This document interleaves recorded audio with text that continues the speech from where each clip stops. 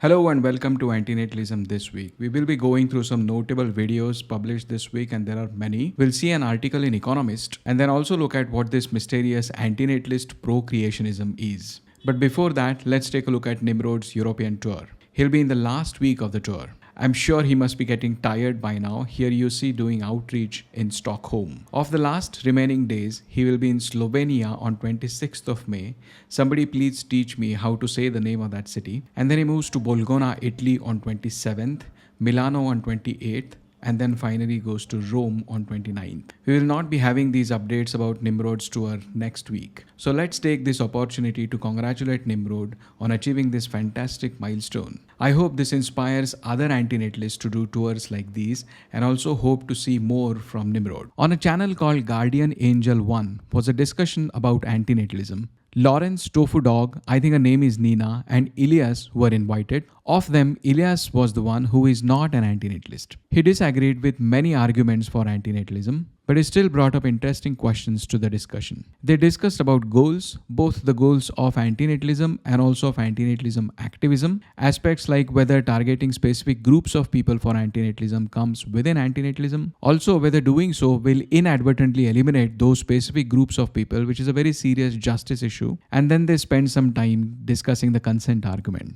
Elias, who is not an antinatalist, mentioned that if a person does not exist, then there is no consent to be had, and therefore consent argument is nonsense. I think consent argument should be thought of retrospectively and not prospectively, in the sense that none of those who exist have ever consented to be born. And for the potential beings, we should imagine that after they have come into existence, they also would not have consented to be born. Anyway, coming back to the video, they also discussed what sort of antinatalist policies could be implemented, and they ended with a request for a follow-up discussion by Elias on two topics. One, the overlap between veganism and antinatalism, and two, the overlap between antinatalism and environmentalism.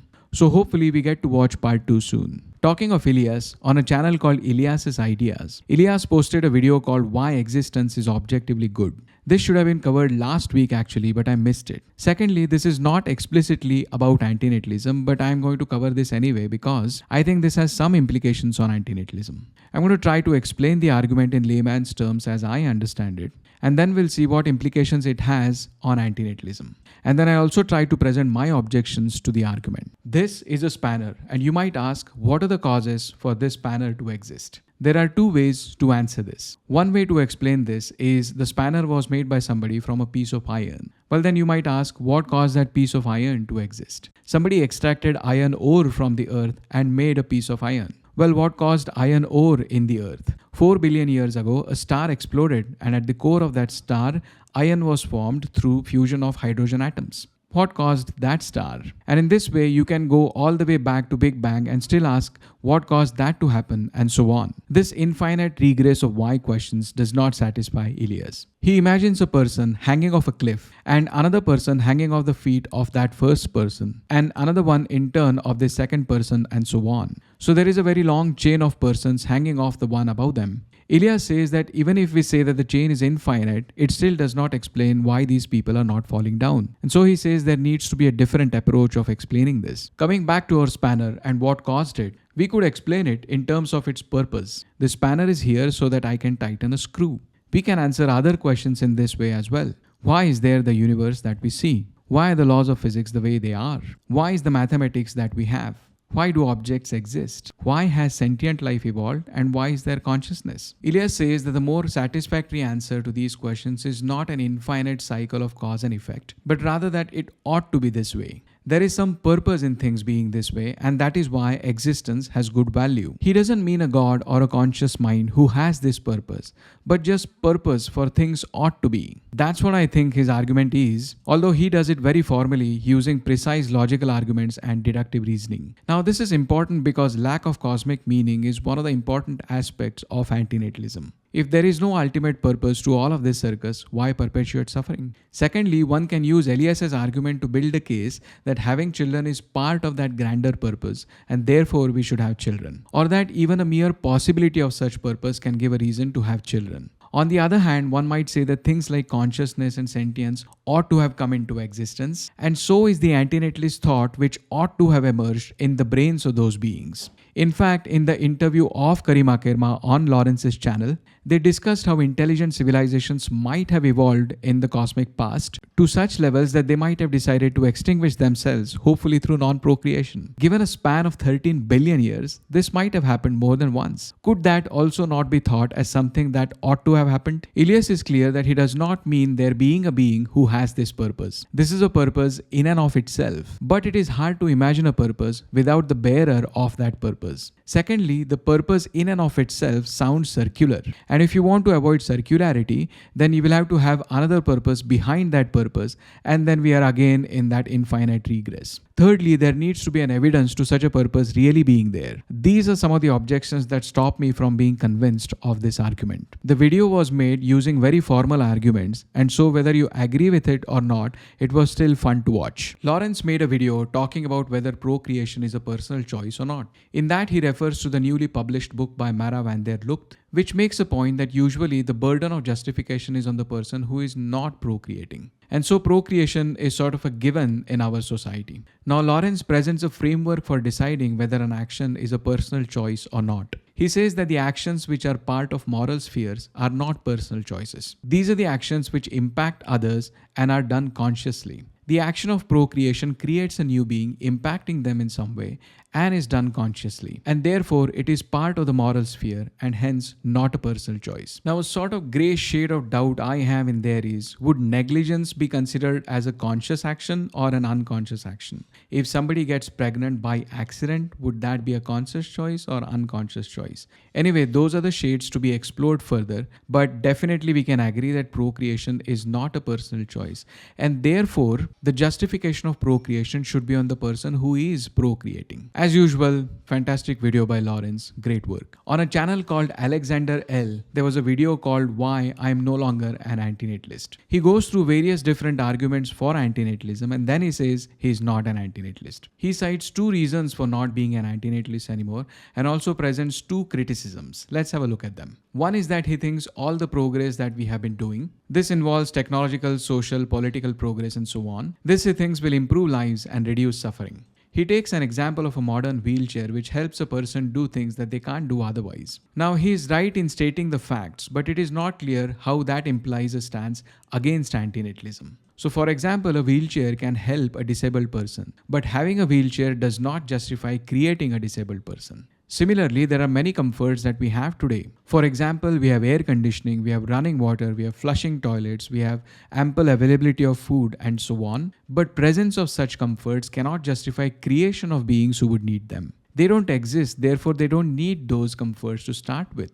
The second objection, he says that all the suffering of the people in the past will be lost and all our achievements will mean nothing if we don't create people to value those. And therefore he calls antinatalism nihilistic. This again I think is the same mistake. You can create something which is valuable for a valuer. But to create a valuer so that they can appreciate value of things is a basis of a Ponzi scheme. Then he criticizes Benatar for focusing only on pain and pleasure. He says that there is much more to life than just pain and pleasure without realizing that Benatar had used pain and pleasure just as examples of harms and benefits in life. He also talks about meaning of life without realizing that Benatar had written a whole book on that aspect. He also confuses between instrumental positive value of suffering and its intrinsic negative value.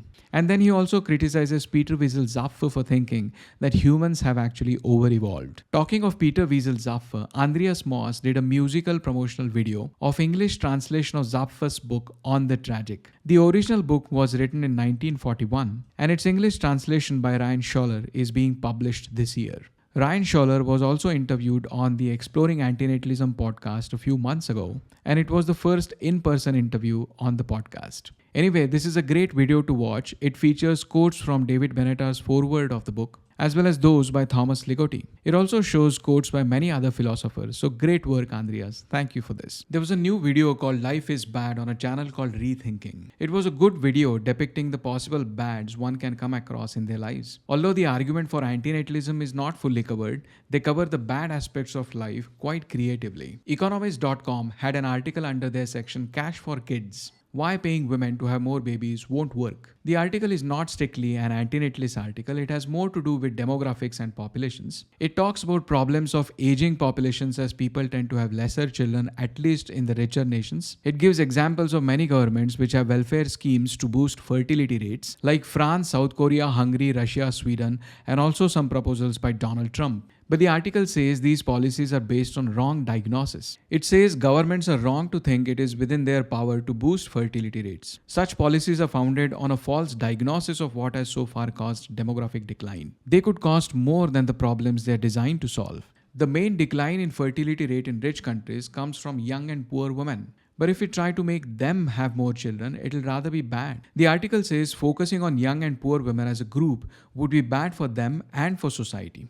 Teenage pregnancies are linked to poverty and ill health for both mother and child. Targeted incentives would roll back decades of efforts to curb unwanted teenage pregnancies and to encourage women into study and work, the efforts that rank among the greatest public policy triumphs of the post-war era. The solution, it says, is to accept the declining populations, help the aging people with technologies rather than bring new people as a means to an end. There is a new article in the Journal of Ethics and Emerging Technologies, Antinatalist Procreationism and Humanity's Cosmic Significance by Luca Lo Sapio. In this article, he gives a good overview of historical accounts of antinatalism, all the way from ancient times like Sophocles and Theognis to modern antinatalist philosophers like David Benatar, Julio Cabrera, Mati Hairi, among others. Luca briefly touches upon Benatar's axiological asymmetry and also on Benatar's view that we don't have a moral duty to create happy people, but we have a moral duty to not create suffering people. There is also a good overview of Shauna Schifrin's consent argument. Some notable points are non-existent individuals cannot be harmed,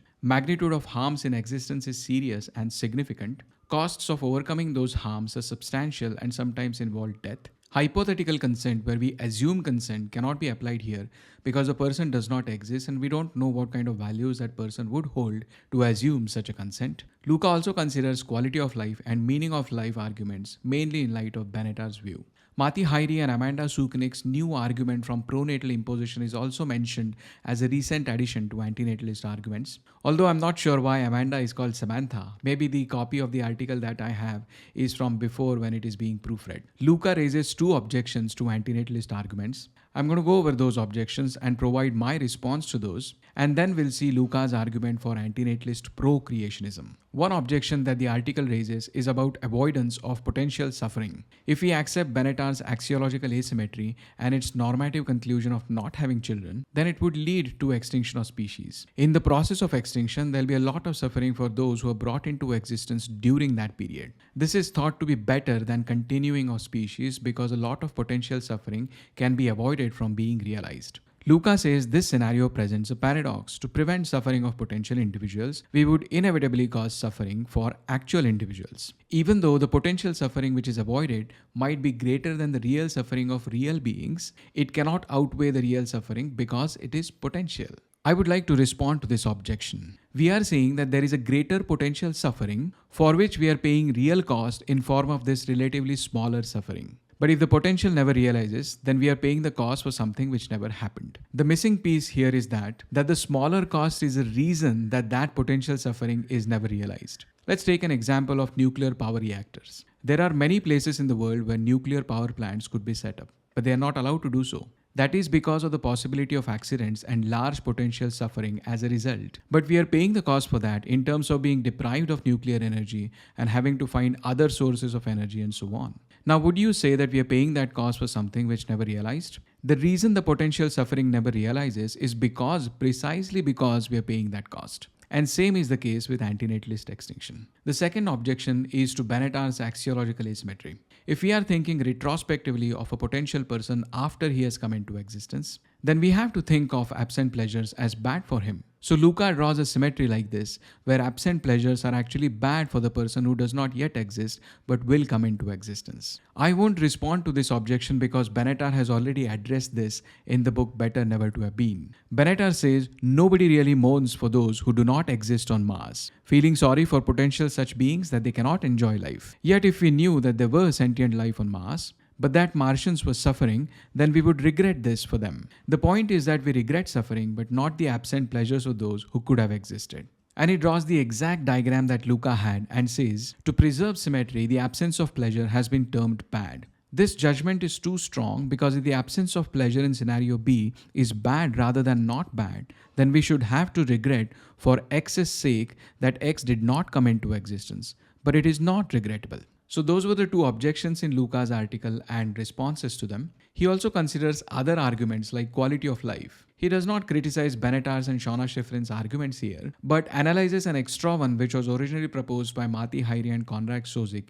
in their paper Climate Change and Antinatalism. The argument is that climate change can lead to any of the four possible scenarios. One is many people are pushed into abject poverty and suffer a lot, and there is a lot of inequality, and this is a horrible scenario. Or, secondly, a lot of people actually die due to climate change and its consequences. So, the inequality is not so much, but a lot of poor people are dead, and this is another horrible scenario. Or, thirdly, technology helps us mitigate the impacts of climate change, and this is a non horrible scenario. Or, fourthly, humanity comes together to solve climate change issues, and this is also a non horrible scenario. Mati and Conrad suggest that any of the two horrible scenarios are more likely to happen than the non-horrible scenarios. Therefore, it does not make sense to bring new people here and population control becomes essential.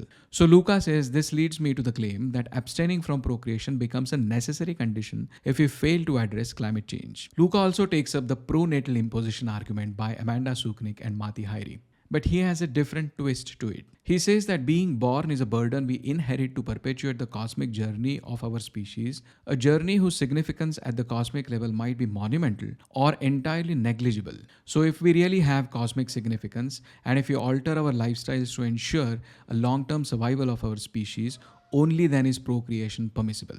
Now, I'm not sure if that is a logical implication of Amanda and Mati's argument. In fact, I think it is exactly opposite to what Luca is saying. If you're going to use our children as a means to achieve our notional long-term goals, then that becomes part of the imposition that Mati and Amanda are so staunchly opposed to. Finally, Luca considers the possibility of our significance in cosmos. If there ever is a possibility that we are cosmically significant, then we should try to avoid our extinction. This is in contradiction to both the fundamental antinatalist arguments and to the topical issues like climate change. But Luca proposes that if we are really able to change our lifestyles to mitigate issues of climate change, and if we can ensure that the future generations will have a good life, only then in those circumstances procreation should be permissible. This would still contradict with the concerns about suffering of the individual, but on a species level this could be permitted given that we are the only conscious entities with the possibility of having cosmic significance. This is the argument that Luca calls as antinatalist procreationism.